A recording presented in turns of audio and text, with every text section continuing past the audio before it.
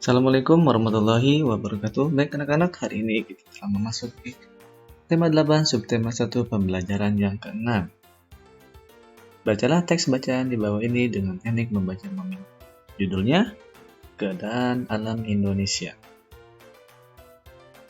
Indonesia memiliki lebih dari ribuan pulau. Pulau terpadat penduduknya adalah Pulau Jawa. Lebih dari setengah, 65% penduduk Indonesia hidup di Pulau Jawa. Indonesia memiliki 5 pulau besar, yaitu Jawa, Sumatera, Kalimantan, Sulawesi, dan Papua. Indonesia memiliki lebih dari 400 gunung api, sekitar 130 diantaranya termasuk gunung api aktif. Sebagian dari gunung api terletak di dasar laut dan tidak terlihat di permukaan laut. Indonesia merupakan tempat pertemuan dua rangkaian gunung api aktif. Selain itu, terdapat puluhan patahan aktif di wilayah Indonesia. Indonesia mempunyai iklim tropis basah yang dipengaruhi oleh angin muson barat dan angin muson timur. Dari bulan November hingga Mei, angin bertiup dari arah barat laut. Angin ini membawa banyak uap air sehingga pada bulan-bulan tersebut Indonesia mengalami musim hujan. Bulan Juni hingga Oktober, angin bertiup dari tenggara. Angin ini bersifat kering sehingga pada bulan-bulan tersebut Indonesia mengalami musim kemarau. Suhu di dataran rendah Indonesia berkisar antara 23 derajat Celcius sampai 28 derajat Celcius sepanjang tahun. Namun, suhu juga sangat bervariasi, rata-rata mendekati 40 derajat Celcius pada musim kemarau di Lembah Palu, Sulawesi, dan di Pulau Timor. Suhu di bawah 0 derajat Celcius di Pegunungan Jayawijaya, Papua. Terdapat salju abadi di puncak-puncak pegunungan di Papua seperti Puncak Trikora, Gunung Wilhelmina 4.730 meter, dan Puncak Jaya Gunung Kartens 5.030 meter. Curah hujan di Indonesia rata-rata 1.600 mm setahun.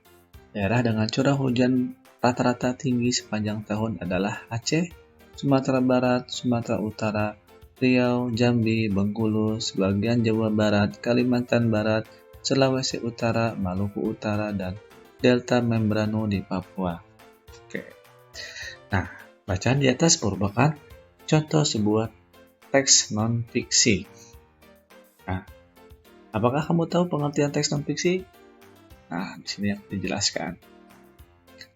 Karangan non-fiksi. Karangan non-fiksi ialah karangan yang dibuat berdasarkan fakta, realita, atau peristiwa yang benar-benar terjadi. Tulisan non-fiksi biasanya berbentuk tulisan ilmiah dan ilmiah populer, laporan, artikel, fitur, skripsi, tesis, disertasi, makalah, dan sebagainya. Perbedaan antara fiksi dan non-fiksi terletak pada masalah faktual atau tidak, imajiner atau tidak. Perbedaan antara keduanya sama sekali tidak ada hubungannya dengan gaya bahasa atau apapun selain masalah fakta atau khayalan. Karena non-fiksi berusaha mencapai taraf objektivitas yang tinggi, berusaha menarik dan mengunggah nalar pikiran pembaca.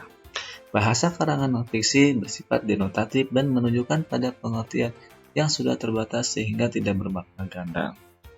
Non-fiksi dibagi menjadi dua seperti berikut. 1. Non-fiksi murni, berisi pengembangan berdasarkan data-data yang autentik. Yang kedua, non-fiksi kreatif, berawal dari data autentik kemudian dikembangkan sesuai imajinasi penulisnya yang pada umumnya dalam bentuk novel, puisi, prosa. Baik, nah untuk tugas pertama kamu, dari teks non-fiksi tadi yang berjudul Keadaan Alam Indonesia, sajikan informasi penting yang kamu temukan. Dalam bentuk formatnya adalah ini. Keadaan Alam Indonesia, nama, berarti nama kamu ya, kondisi umum alam Indonesia, kamu tulis. Setelah tadi membaca judul Keadaan Alam Indonesia, kondisi umumnya apa? Nah, yang selanjutnya, ciri-ciri khusus kondisi alam Indonesia. Kamu cari tiga ciri khusus kondisi alam Indonesia. Ya, untuk tugas pertama kamu. Formatnya seperti ini, jangan lupa. Oke? Baik, kita lanjut. Ayo mengamati. Di sini ada gambar ya. Indonesia termasuk negara dengan curah hujan cukup tinggi. Pada musim hujan, beberapa daerah mengalami bencana banjir. Bacalah artikel tentang banjir di bawah ini. Judulnya, Sumbatan, Air, dan Banjir. Di Jakarta, banjir sudah menjadi peristiwa biasa. Pertama kali banjir di Jakarta terdokumentasi pada tahun 1699.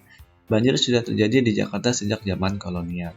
Ada hal penting terkait banjir yang harus kita ketahui, yakni sumbatan saluran air. Sumbatan terjadi ketika Jakarta mengalami banjir.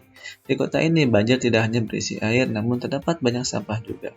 Banyak orang yang menganggap air merupakan suatu elemen penyebab polusi. Sebenarnya, sampahnya yang menyebabkan air terkena polusi. Ketika terdapat banyak sampah di sepanjang sungai, tidak ada ruang lagi bagi air untuk mengalir karena terhambat oleh sampah tersebut. Tak pelak lagi, air pun meluap dan terjadilah banjir. Air dan sampah bercampur dan mengalir di sepanjang jalan-jalan yang biasa kita lewati. Saya percaya bahwa kita bisa mengurangi risiko banjir jika Pemda Jakarta melakukan berbagai proyek air yang dapat mengedukasi dan menginformasikan bagaimana cara untuk membuang sampah yang benar beserta sanksi tertentu apabila tidak memenuhi aturan. Tutur Kardian Atahiyat, seorang ahli arkeologi dan pelestarian Kota Tua Jakarta. Oke, itu adalah bacaan. Nah, sekarang tugas kamu yang kedua. Nah, setelah menganalisis informasi yang disajikan di artikel di atas, nah, definisi kewajiban yang tidak ditunaikan oleh masyarakat. Nah, jelaskan apa akibat dari kelalaian tadi. Nah, akibat apa yang kelalaian tadi. Nah, oke, itu ya tugas kamu yang kedua. Nah, sekarang tugas kamu yang ketiga. Sebagai anggota masyarakat, kita memiliki kewajiban untuk menjaga kebersihan dan kesehatan lingkungan. Nah, jadi sekarang kamu cari adalah kewajiban yang kamu miliki sebagai anggota masyarakat dalam menjaga lingkungan, kebersihan dan kesehatan lingkungan di tempat tinggalmu. Tulis kira-kira apa tugas ketiga kamu. Itu menulis kewajiban yang kamu miliki sebagai anggota masyarakat untuk menjaga kebersihan dan kesehatan lingkungan di tempat tinggalmu. Itu untuk tugas kamu yang ketiga. Oke, kita lanjut. Nah, ketika musim hujan tiba, lapangan sekolah menjadi becek dan berlumpur. Hal ini mengakibatkan sepatu siswa-siswi menjadi kotor. Untuk menjaga kebersihan dan kenyamanan, SD Pelita Hati membuat jadwal piket tambahan.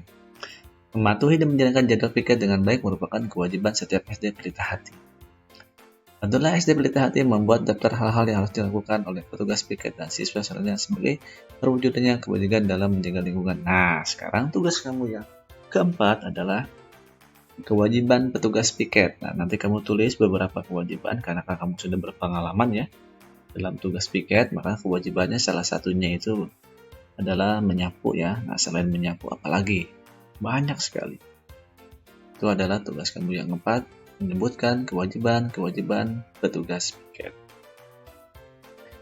Itu tugas kamu yang keempat. Baik, kita lanjut. Kamu sudah mengidentifikasi kewajibanmu dalam menjaga kebersihan sekolah, kebersihan rumah, dan lingkungan. Nah, sekarang tugas kamu yang kelima, sekaligus kamu tugas yang terakhir adalah tuliskan kembali kewajibanmu dalam menjaga kebersihan dan kesehatan lingkungan, rumah, sekolah, dan masyarakat. Lalu, buatlah tabel seperti berikut. Nah, jadi tugas kamu yang kelima adalah kewajibanmu dalam menjaga kebersihan dan kesehatan. Jadi tidak hanya kebersihan, tapi kesehatan juga ya. Di lingkungan rumah, di lingkungan sekolah, dan tentu juga di lingkungan masyarakat yang tadi sudah ya. Jadi itu ada 3 kewajiban kamu menjaga kebersihan kesehatan di 3 lingkungan tersebut. Kamu cari ya sebanyak-banyaknya, minimal 1. Oke, baik anak-anak, cukup sekian untuk tugas pembelajaran hari ini. Jangan lupa semua tugas dikerjakan di kertas lembar, kasih nama, tanggal, judul yang jelas agar mudah dikoreksinya. Bapak akhiri, wabillahi taufiq wal hidayah. Wassalamualaikum warahmatullahi wabarakatuh. Kita berjumpa di materi yang selanjutnya.